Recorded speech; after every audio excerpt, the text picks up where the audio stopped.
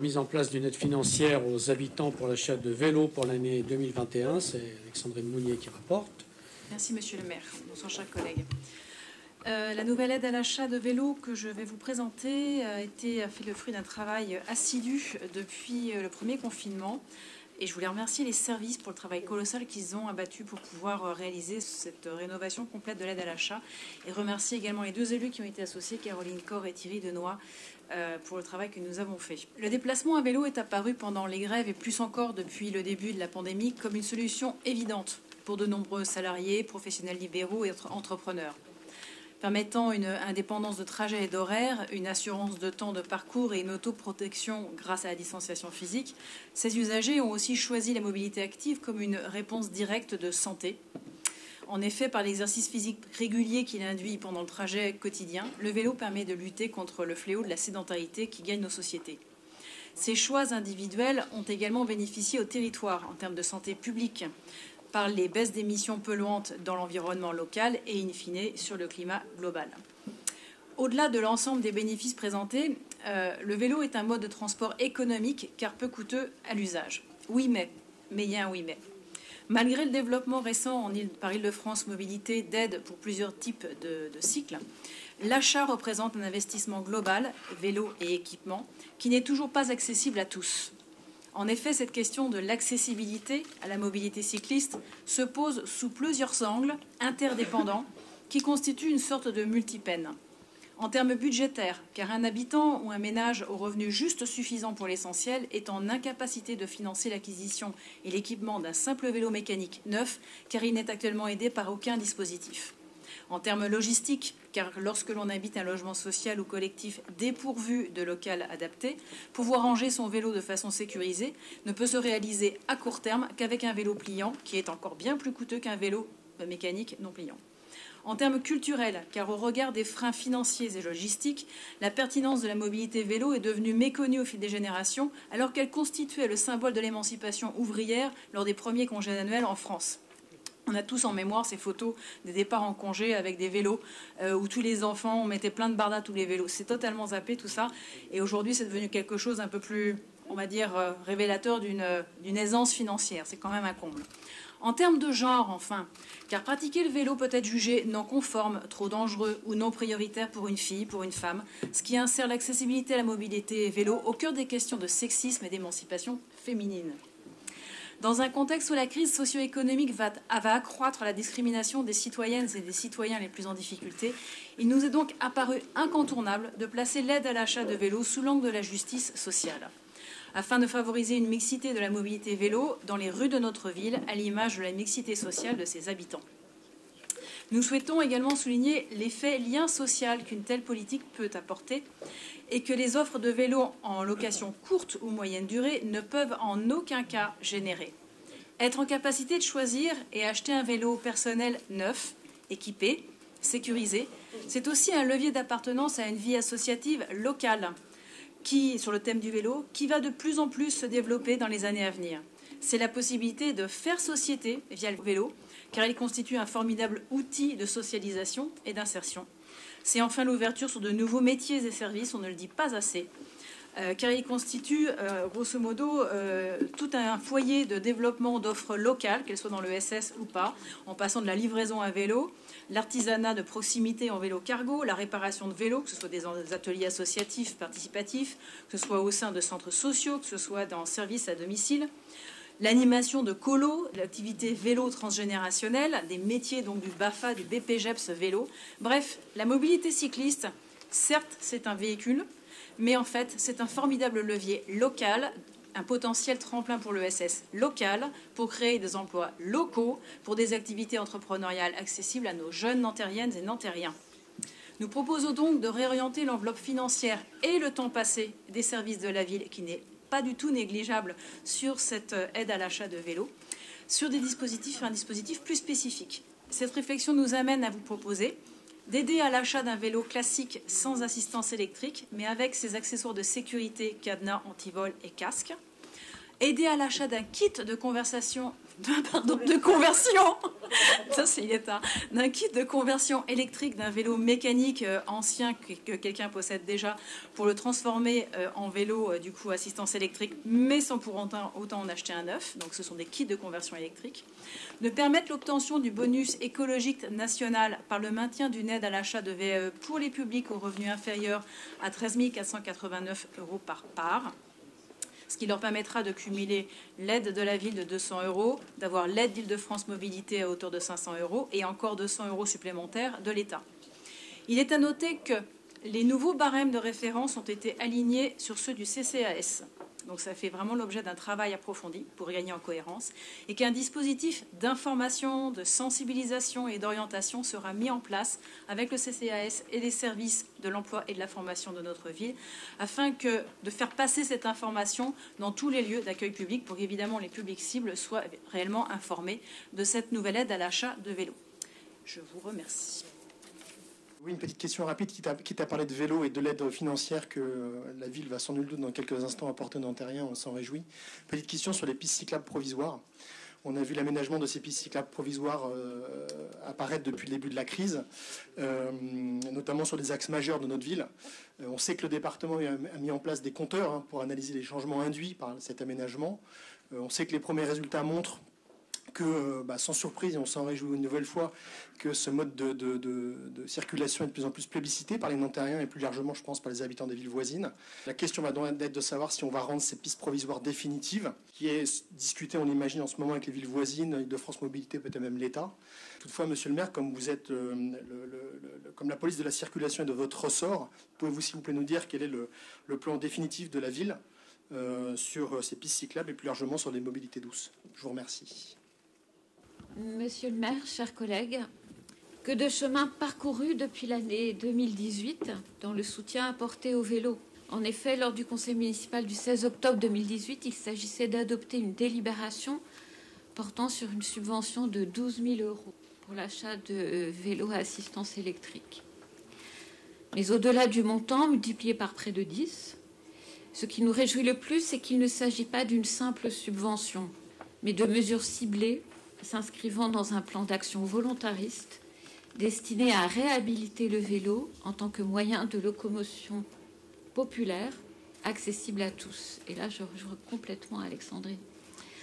Une minutieuse mise en complémentarité de l'aide avec celle de la région nous permet de nous focaliser sur les vélos mécaniques et les kits de conversion électrique accompagnés de leurs kits de sécurité et ainsi communiquer un message cohérent sur l'exigence de se doter d'un équipement complet avant de partir à l'aventure.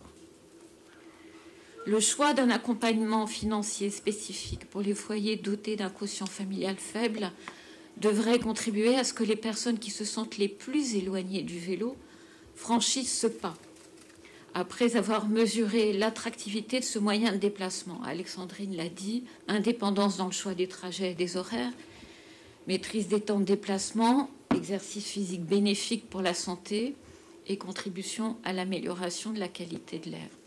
Pour certains, pourquoi pas, cela pourra même être le choix radical de passer de la voiture au vélo, après avoir fait le calcul du coût annuel d'une voiture qui est en moyenne de 6 000 € par an. Mais nous le savons, les freins à l'appropriation du vélo comme mode habituel de déplacement sont nombreux et difficiles à lever, d'autant plus qu'ils relèvent de comportements sociaux et culturels bien ancrés.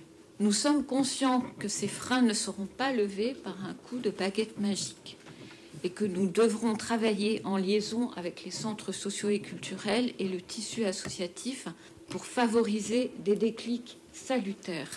La voiture est encore symbole d'accomplissement social.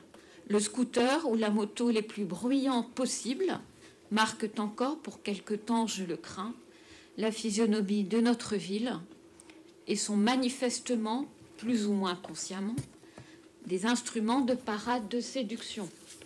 Marcel Ruffo a décrit le rite social de la promenade du soir, la passeggiata, sur les places des villes italiennes, promenade au cours de laquelle les garçons et les filles, les jeunes gens, déambulent et déploient leur séduction sous le regard attentif mais discret des générations plus âgées.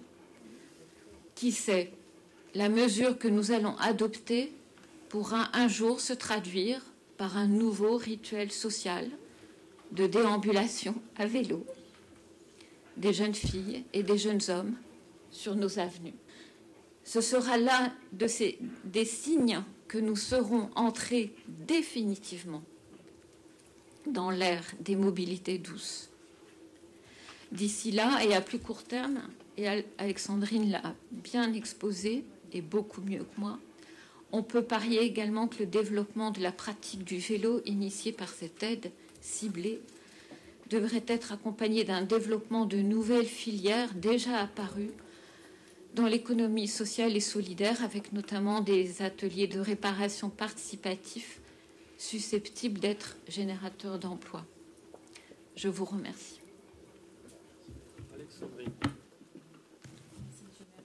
Pour vous répondre, c'est très désagréable parce que je suis obligée de vous parler en vous tournant le dos et c'est pas trop mon truc. Donc je vais faire ça comme ça. Non mais j'aime pas parler aux gens en tournant le dos. Merci déjà de votre soutien sur les ACT parce que c'est les aménagements cyclables de transition. Vous m'excusez, moi je les appelle de transition.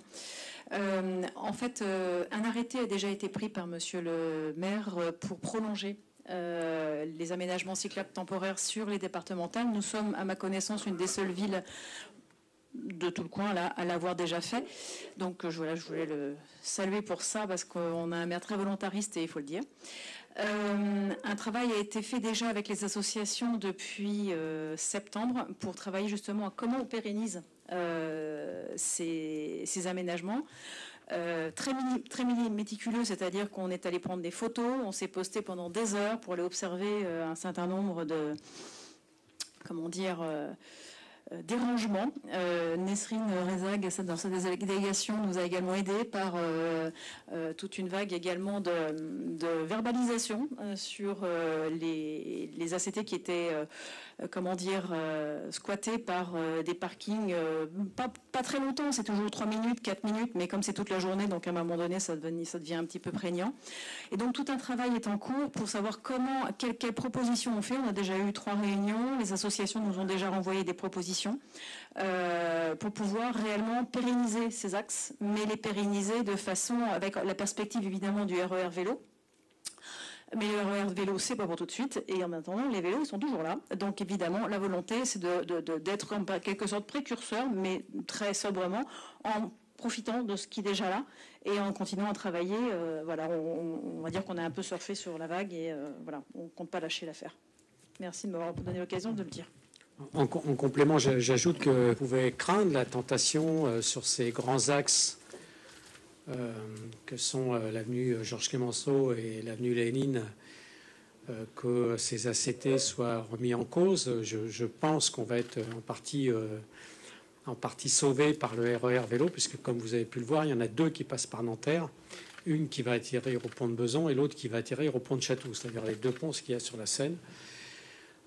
Et le conseil départemental m'a fait part du fait qu'il préparait un schéma départemental pour le mois de février ou le mois de mars, et que pour l'instant il s'inscrivait plutôt dans la conservation des pistes cyclables qui sont sur Nanterre. J'ai regretté qu'il n'y en ait pas une avenue Joliot-Curie, mais elle n'a pas été installée parce que le préfet s'y est opposé. Ce qui est vraiment regrettable. Mais oui, je pense que c'est ceux qui vont vouloir remettre en cause ces voies cyclables ont du pain sur la planche, parce que d'abord elles ont du succès, hein, ces voies, et puis les associations sont bien mobilisées. Alors évidemment, après, il faudra les inscrire dans la durée. Et donc, il y a des transformations relativement importantes à apporter sur un certain nombre de voies, notamment ces grandes voies. Mais ça touche aussi des voies de Nanterre, hein, puisque nous aussi, on en a d'autres à faire, d'autres endroits où on n'est pas encore au point d'un point de vue des trajets vélo. Mais oui, Nanterre va s'inscrire dans cette dynamique. Et on va avoir non seulement des pistes, mais en plus donc, des soutiens pour que la pratique du vélo se développe. Monsieur Drouche. Je salue le travail et le projet conséquent qui nous a été présenté, mais je ne peux m'empêcher de m'interroger sur 2 points. Le premier, comme ils le font à Strasbourg très bien, les vélos ils sont gravés avec un numéro de série, parce que on habite quand même dans une région où je pense il y aura des vols qui sont prévisibles. Qui sont prévisibles, hein. Je veux pas anticiper, je veux pas donner de mauvais conseils, mais donc je pense que des vols seront quand même nombreux. Et donc ça c'est le premier point. Est-ce que vous avez pensé de graver les vélos, parce que pour les retrouver et pour avoir une traçabilité, c'est quand même un point important. Et le deuxième point, c'est sur l'aide qui va être allouée aux candidats à l'accès à ce dispositif.